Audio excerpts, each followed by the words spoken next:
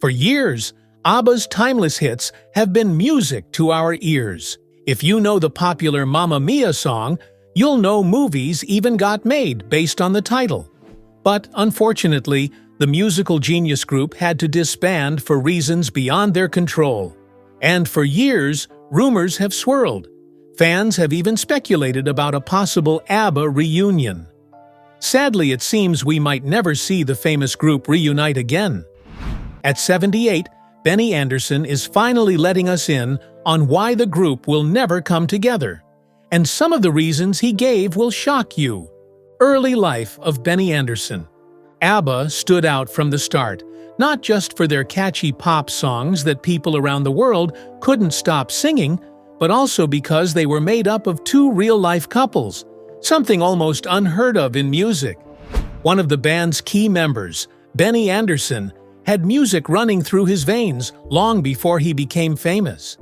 Benny was born on December 16, 1946, in the Vasastan district of Stockholm, Sweden. His father, Gösta, worked as a civil engineer, and his mother, Leila, took care of the home. 2 years after Benny was born, his younger sister, Eva-Lise, arrived. Benny's love for music came straight from his family. His father and grandfather, Ephraim, both loved playing the accordion.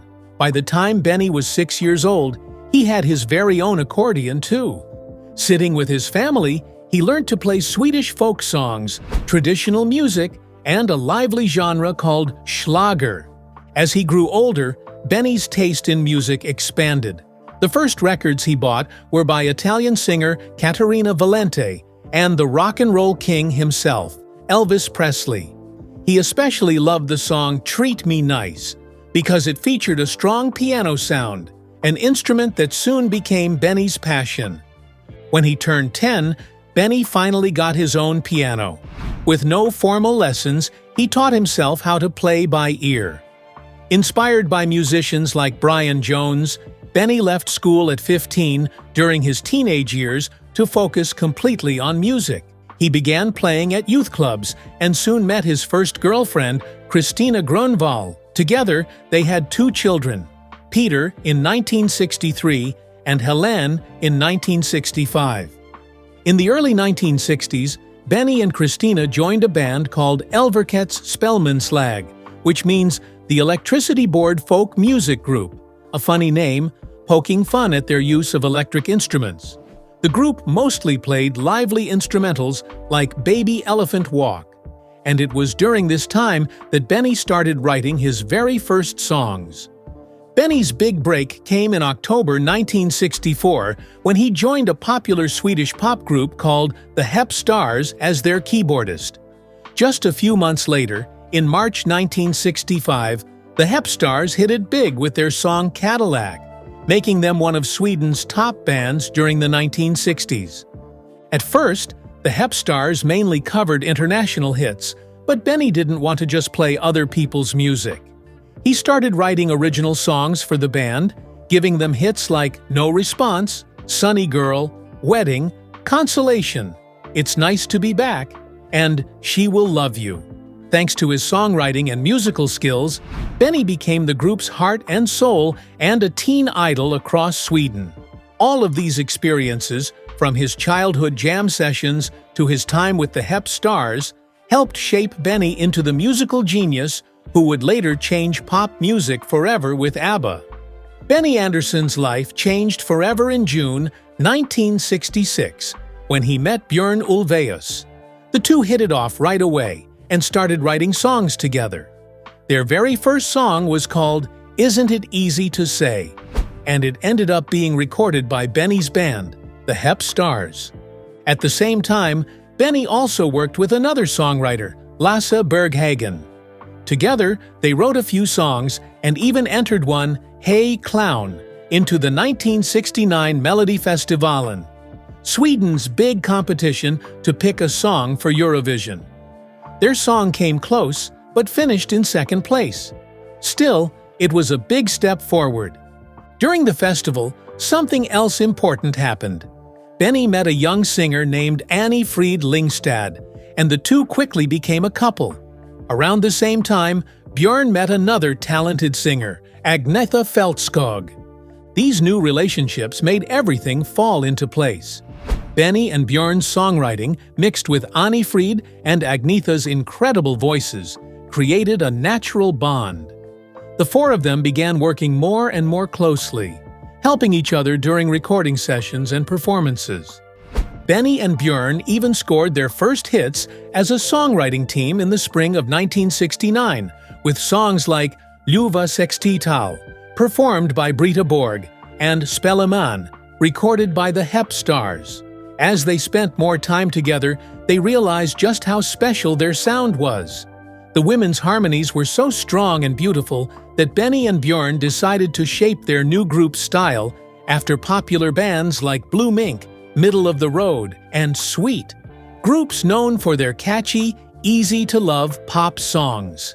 Little did they know, this simple start would soon lead to one of the biggest pop groups the world had ever seen.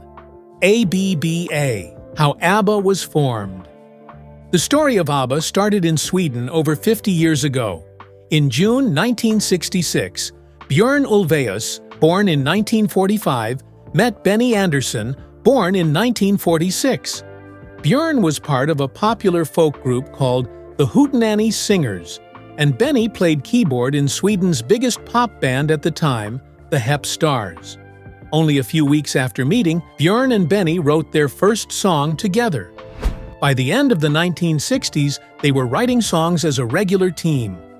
By then, Benny had left the Hep Stars, and the Hootenanny Singers only made music in the studio. Their records were released by Polar Music, a label owned by Stig Andersson, the man who would later manage ABBA. Stig also helped write lyrics for many of ABBA's early hits. In spring 1969, something even bigger happened. Björn and Benny met two amazing singers who would not only become their musical partners, but also their fiancés. Agnetha Feldskog, born in 1950, was already a successful solo singer. She married Björn in July 1971. Anni Frid Lyngstad, known as Frida, was born in 1945 and had just started her music career. She was originally from Norway, but moved to Sweden as a child. Benny and Frida later married in October 1978. In 1972, the four recorded a song called People Need Love and had a small hit in Sweden. At that time, they called themselves Björn and Benny, Agnetha and Anni Frid.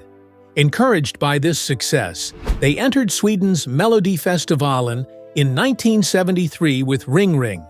They finished third, but the song became one of the biggest hits of the year in Sweden and several other European countries. The group tried again at Melodifestivalen in 1974 with Waterloo, and this time they won, sending them to the Eurovision Song Contest in Brighton, England. Before this, they shortened their name to ABBA, using the first letters of their names. There was already a Swedish canned fish company called ABBA, but luckily, the company agreed to let them use the name. On April 6, 1974, ABBA made history. They won Eurovision with Waterloo, and the song shot to #1 across Europe. It even made it to the top 10 in the United States, even though Eurovision wasn't popular there. The Waterloo album was a big hit in Sweden too. Still, winning Eurovision was a double-edged sword. Many people thought of them just as Eurovision winners and didn't take them seriously. It wasn't until 18 months later that ABBA scored another massive global hit with SOS, from their third album, ABBA. Mamma Mia, another song from that album, gave them their first UK #1 since Waterloo. It stayed at #1 for 10 weeks in Australia, starting a huge ABBA fever there. Australia would eventually give ABBA 6 #1 hits. And by 1976, ABBA were global superstars. Their hits compilations, called Greatest Hits or The Best of ABBA, topped charts everywhere. Songs like Fernando and Dancing Queen were huge, with Dancing Queen even reaching #1 in the United States in 1977, their only US #1. Later in 1976, ABBA released their fourth album, Arrival, which became another massive hit. It featured songs like Money, Money, Money and Knowing Me, Knowing You. Early in 1977, they went on a sold-out tour across Europe and Australia. When they reached Australia, they started filming ABBA, the movie, which premiered in December 1977. The same time they released ABBA, the album. That album gave fans more hits, including The Name of the Game and Take a Chance on Me. ABBA's magical journey had truly begun, and the world couldn't get enough of them. In the spring of 1978, ABBA launched a big promotional tour in the United States. Their hard work paid off when Take a Chance on Me climbed into the top 3, and their album ABBA, the album, made it into the top 20. After that, ABBA kept the hits coming with songs like Summer Night City and Chiquitita. In April 1979, they released their sixth album, Voulez-vous. But earlier that year, Björn and Agnetha announced they were getting divorced. Although they kept working together, their breakup shattered the image of ABBA as two happy couples making music. In the fall of 1979, they released Gimme, Gimme, Gimme, A Man After Midnight, and set off on a major tour across Canada, the United States, and Europe. Around the same time, their second hits collection, Greatest Hits Volume 2, became another big success. By March 1980, ABBA took their tour to Japan, playing what would be their last concerts in front of paying fans. After the tour, they spent the rest of the year working on a new album. The result was Super Trooper, filled with hits like The Winner Takes It All and the title track Super Trooper. Then in February 1981, Benny and Frida announced their divorce. It was another blow to ABBA's image of being all about love and togetherness. Even so, the group stayed united in the studio. Later that year, they released their eighth album, The Visitors, featuring the hit One of Us. By 1982, things started slowing down. Björn and Benny were getting more interested in writing a musical, Chess, while Agnetha and Frida began focusing on their solo careers again. That year, they didn't release a new studio album, just a double compilation called The Singles, The First 10 Years, which included 2 new songs. One of them, The Day Before You Came, is considered one of ABBA's best recordings, even though it didn't become a huge hit like their earlier songs. By the end of 1982, ABBA decided to take a break. They figured they could always get back together after a few years if they wanted to. But as it turned out, their break lasted for decades, and they never officially reunited. Even without new music, ABBA's songs never went away. In the 1990s, their music made a huge comeback. Cover versions, TV shows, and movies using ABBA's songs brought them a whole new generation of fans. Their 1992 compilation album, ABBA Gold, sold over 33 million copies and became one of the best-selling albums ever.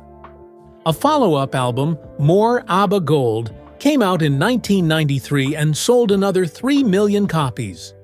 In 1994, the box set, Thank You for the Music was released, packed with all the classic hits, rare tracks, and even some never-before-heard songs. The ABBA revival got even bigger when the musical Mamma Mia, built around ABBA's songs, opened in London in 1999. 2 years later, it hit Broadway and quickly spread around the world. So far, Mamma Mia has been seen by more than 60 million people in over 440 cities. When the musical opened in Sweden in 2005, all 4 ABBA members, Agnetha, Björn, Benny, and Frida, attended the premiere. Then, in 2008, the Mamma Mia movie starring Meryl Streep and Pierce Brosnan hit theaters and became a blockbuster. Once again, the 4 ABBA members reunited at the Stockholm premiere, giving fans a rare glimpse of the band that had captured the world's heart. The love story between Björn Ulvaeus and Agnetha Fältskog. ABBA were unique in so many ways. It wasn't just their catchy pop songs that made them special. It was also the fact that the band was made up of two real-life couples. Agnetha Fältskog and Björn Ulvaeus were already married, and Benny Andersson and Annie Frid Lyngstad were a couple by the time ABBA came together in the early 1970s. For about a decade, ABBA ruled the music world with one hit after another. But by 1983, just a couple of years after both couples had broken up, the group called it a day. Even though they tried to keep ABBA going after the divorces, the emotional strain, especially with children involved, like Agnetha and Björn's, made it too difficult. Agnetha first met Björn in 1968. She had just appeared on a TV show called Studio 8, smiling brightly as the 17-year-old performed one of her own songs. In those days, it was rare for someone so young to write and sing their own music, and the whole country quickly fell in love with her. Watching from his home in Västervik, Björn, already a member of the popular folk group the Hootenanny Singers, was completely mesmerized. As Agnetha later recalled, Björn thought it was wonderful to see such a talented young girl creating her own songs.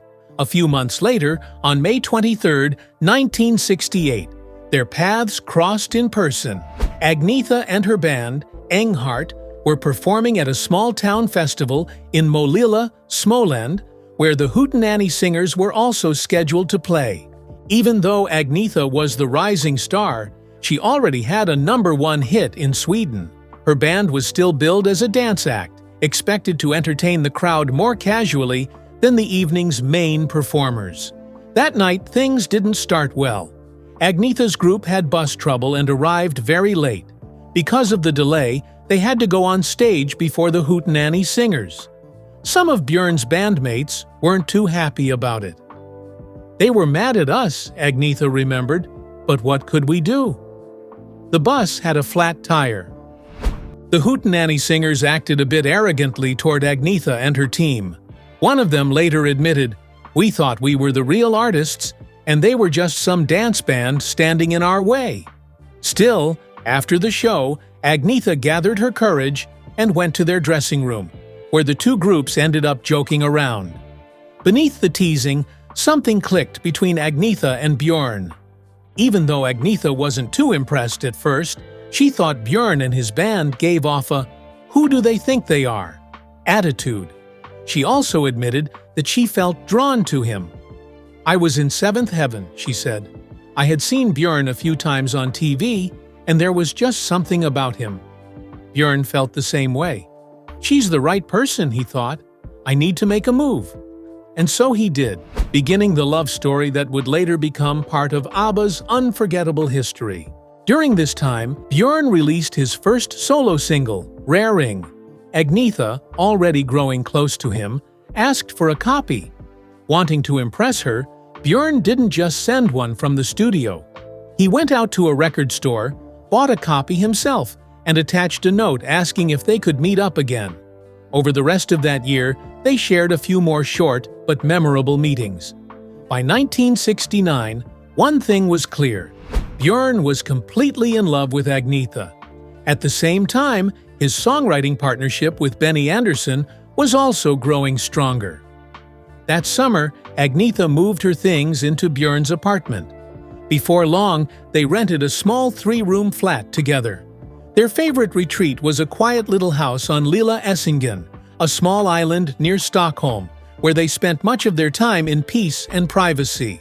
On Agnetha's 20th birthday, on April 5, 1970, she and Björn traveled to Cyprus with Benny and Annie Frida, who had known each other since 1966. There, on the sun-drenched island, Björn proposed.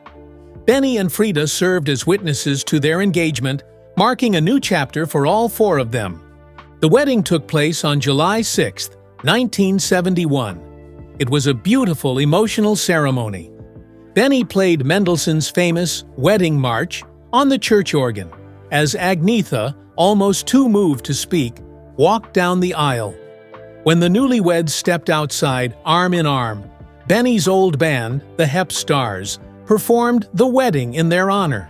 Friends and strangers alike showered them with rice and congratulations.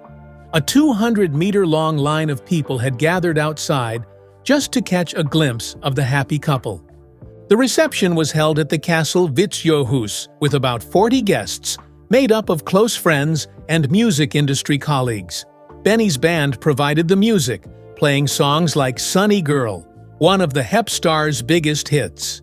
Stig Anderson, ABBA's future manager, gifted Agnetha and Björn a radio alarm clock. So, he joked, they would never be late in the mornings. He also organized a surprise entertainment program, performed from the castle balcony, much to the delight of everyone gathered. Family life soon followed. On February 23, 1973, Agnetha and Björn welcomed their first child, a daughter named Linda Ellen Ulvaeus. Their second child, a son named Christian Peter Ulvaeus, was born on December 4, 1977. But life on the road was tough. After nearly 7 intense years of global fame and constant touring, the pressures began to take a toll. In 1979, Agnetha and Björn's marriage came to an end. Later, Agnetha revealed that the heartbreak was so deep she needed therapy to help her move on. While the relationship soon ended, another relationship within the group will soon follow suit.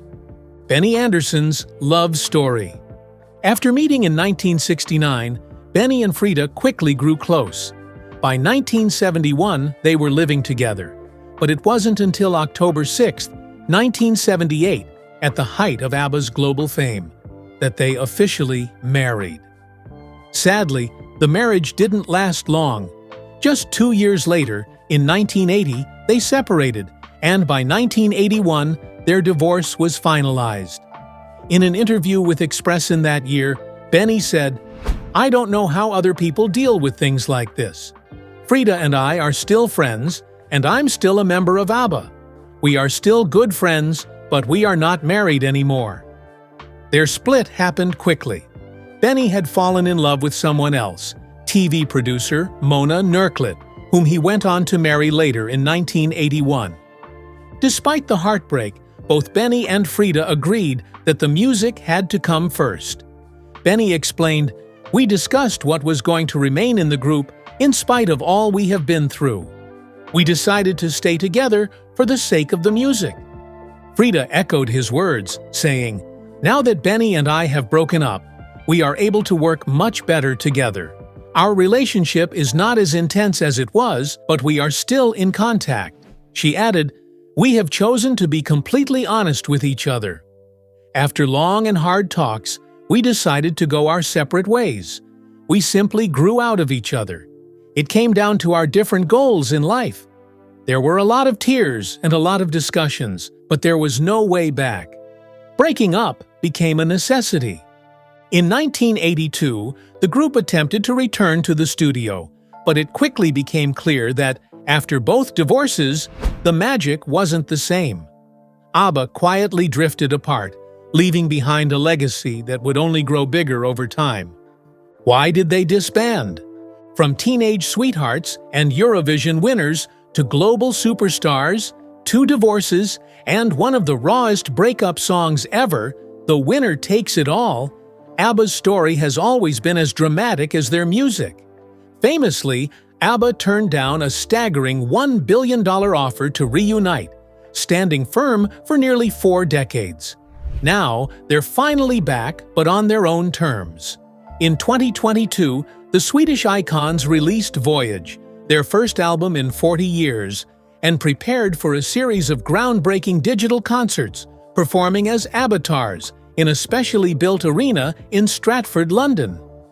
Speaking to The Guardian, Benny Andersson made it clear, "This is it. It's got to be, you know." While fans celebrated the long-awaited return, early reviews suggested that Voyage may not produce the kind of anthems that once ruled the charts, but ABBA's legacy hardly needed new hits to secure its place in music history. With more than 385 million records sold, ABBA remains one of Universal Music's biggest acts. Yet, for all the success, their split in 1982 left deep scars. At the heart of ABBA were two couples, Agnetha Fältskog and Björn Ulvaeus, and Benny Andersson and Anni-Frid Lyngstad. As their fame soared, their marriages crumbled. One divorce in 1980, the other a year later.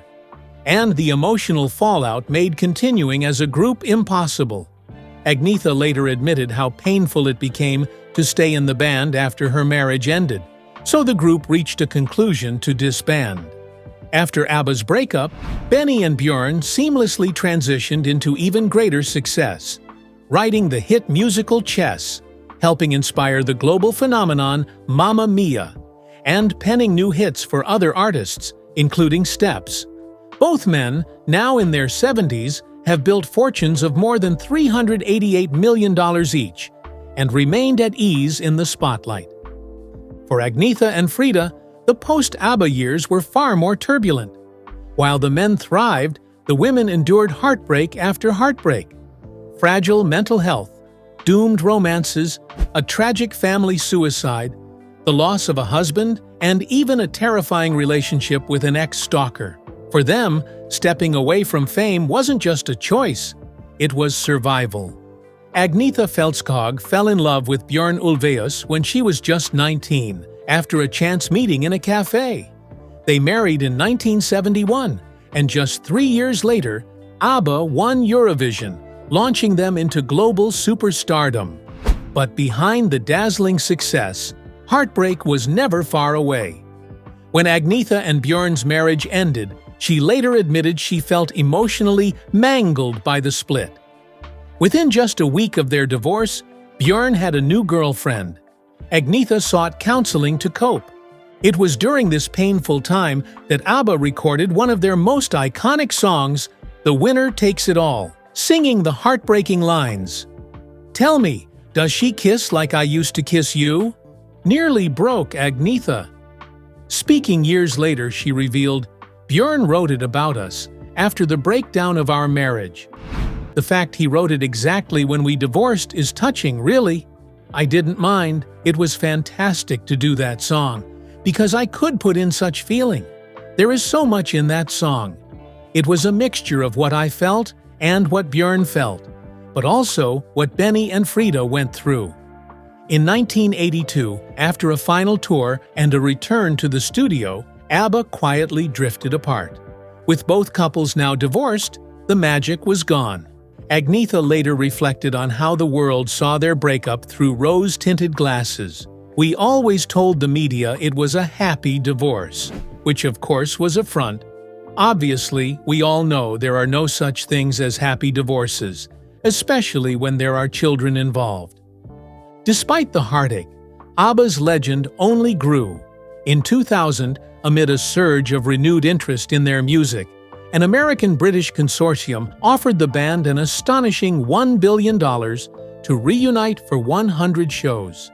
They turned it down. Benny later said, "It's a hell of a lot of money to say no to, but we decided it wasn't for us." Agnetha added, "They wanted 250 shows or something. It was incredible. No chance." ABBA's popularity has endured for decades. Their greatest hits album, ABBA Gold, stayed on the charts for more than 400 weeks, proof of their timeless appeal. When they finally came back together to record again, Björn described it as a deeply emotional experience. "I looked into Agnetha's eyes and Frida's eyes, and there was the same feeling, the warmth and the bond between us. No one else on earth has experienced this kind of relationship that we have." Remarkably, despite the passing years and painful splits, ABBA never officially announced their breakup. Björn explained, "We ended for creative reasons. We felt the energy was running out in the studio. We didn't say, 'We've split and we'll never reunite again.' We just said we'd take a break. And this break has now ended." Sounds strange. Benny Andersson, breaking silence on why ABBA will never reunite. Despite having new music and a groundbreaking show on the way, ABBA has confirmed they will disband, this time for good. "This is it," Benny Andersson, 78, told The Guardian, describing how wonderful it had been to make music together again. but making clear there would be no next chapter. It's got to be, you know. This second goodbye is different from the first. In 1982, the band quietly drifted apart, weighed down by personal heartbreak and divorce. Back then, Benny admits, "I never said myself that ABBA was never going to happen again." Now, though, he says it plainly. This is it. Yet even as ABBA says farewell, there's still a wave of new magic for fans to experience. Their first album in 40 years, Voyage, featuring 10 new songs, is set for release on November 5th. Alongside it comes an ambitious new kind of concert, opening May 27, 2022, at a specially built ABBA Arena in London. Rather than performing live, the group is offering something entirely different. A residency show starring avatars, digital versions of themselves as they appeared in their 1970s prime. Using cutting-edge motion capture technology, 800 animators have painstakingly recreated the band's performances, blending their real movements with younger body doubles. Director Bailey Walsh explained, "They gave me this building where we would do a live concert that isn't holograms, that people are going to want to come to again and again." Though not in 3D, the show promises a fully immersive experience, combining live music with digital performance in a way no one has done before. The reunion had been teased for weeks before it became official. A cryptic message on ABBA's Twitter account hinted at a historic live stream, leading fans to a website that promised something unforgettable. On September 2nd, 2021, during an emotional global broadcast, ABBA finally announced Voyage. The live stream included a moving montage of the band's greatest moments, plus a special surprise, the premiere of I Still Have Faith in You. When Benny played the melody, "I just knew it had to be about us," Björn said. Initially planning to record just 2 new songs, the group found the old magic still alive. That spark grew into an entire album. "It's about realizing that it's inconceivable to be where we are," Björn said. "No imagination could dream up that. To release an album after 40 years, still be the best of friends, and still be enjoying each other's company, and have a total loyalty." Though this is their final chapter, ABBA's bond remains unbreakable, and for fans around the world, the chance to take one last journey with the band they love is a gift that's been decades in the making. Which ABBA song is your favorite till this day? Let us know what you think in the comments section. Remember to like, share, and subscribe for more. Also, click the following video shown on your screen. You will enjoy it.